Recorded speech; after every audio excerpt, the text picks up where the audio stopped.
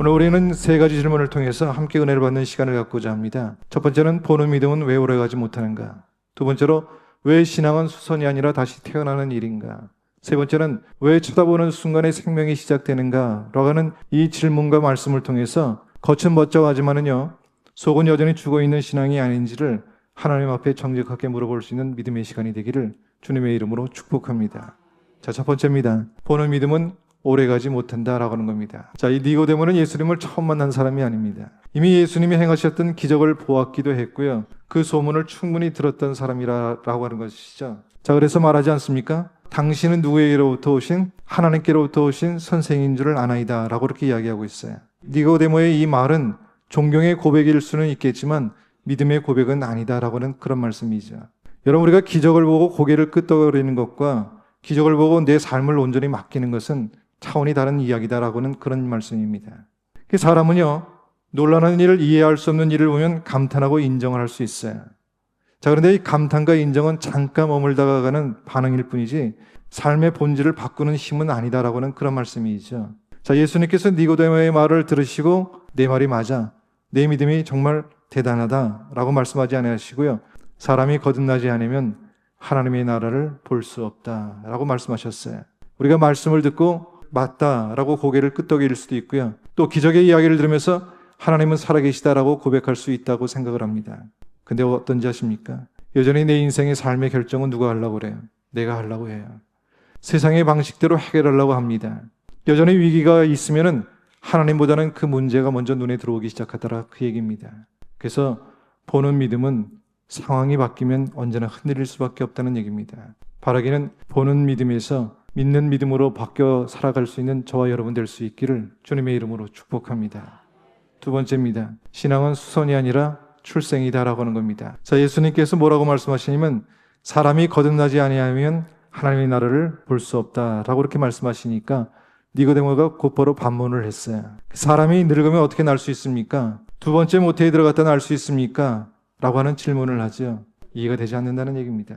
지금 예수님은 영적인 차원에서 말씀하고 계시는데 니고데모는 육체적인 상식적인 차원에서 지금 이해하고 있다는 것을 보게 됩니다. 자, 이 말씀의 핵심은 분명합니다. 기독교의 신앙은 개선되는 것이 아니라 다시 새롭게 태어나는 것입니다. 믿어지십니까? 자, 우리는 영적으로 죽어있는 사람들이죠. 그 말은 하나님과 관계가 단절되어 있었다라고 하는 말씀입니다. 그럼 하나님과 관계가 왜 단절되었느냐? 성경은 우리에게 말씀하고 있죠. 죄 때문이라고요. 근데 이 관계의 회복을 위해서 하나님께서 누구를 보내셨다고요? 하나님의 아들 예수 그리스도를 이 땅에 보내셨다는 겁니다. 자, 죄의 값은 사망이라고 그랬어요. 근데 우리가 예수 그리스도를 믿고 예수 그리스도를 내 속에 영접하는 순간 우리 안에 하나님께서 무엇을 주신다고요? 새로운 생명을 우리에게 부어주시는 거예요. 그 순간 우리는 영적으로 다시 살아나게 되는 겁니다. 자, 이것을 거듭남이라고 말씀하는 겁니다. 할렐루야. 자, 세 번째입니다. 쳐다보는 순간 생명이 시작된다라고 하는 말씀이죠. 자, 이제 오늘 말씀해 보니까 예수님께서 니고데모하고 대화를 이런 말씀으로 마무리하시는 것을 보게 됩니다. 모세가 광야에서 뱀을 든 것 같이 인자도 들려야 하리니 이는 그를 믿는 자마다 영생을 얻게 하려 하심이니라. 자, 출애굽한 이스라엘 백성들이요, 하나님의 기적을 수없이 경험을 했어요. 시간이 지나니까 이 사람들이요, 기적에 익숙해지기 시작합니다. 익숙해지니까 불만과 불평을 터뜨리기 시작했어요. 자꾸 불평을 터뜨리기 시작하니까 하나님께서 그들에게 불뱀을 보내셨어요. 자, 그 불뱀에게 사람들이 물리고 쓰러지고 죽어가기 시작합니다. 살 길이 없는 거예요.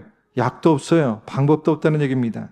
사실 죽어가던 이 사람들이 하나님께 간절히 살려달라고 구하기 시작했어요. 그랬더니 하나님께서 모세에게 정말 이해할 수 없는 명령을 하나 내리십니다. 긴 장대를 만들어서 그 끝에 노뱀을 매달라는 얘기입니다.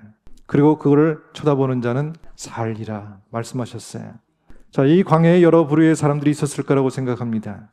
웃기지 마라. 그게 뭔 소용이냐? 비웃는 사람도 있었을 것이고요.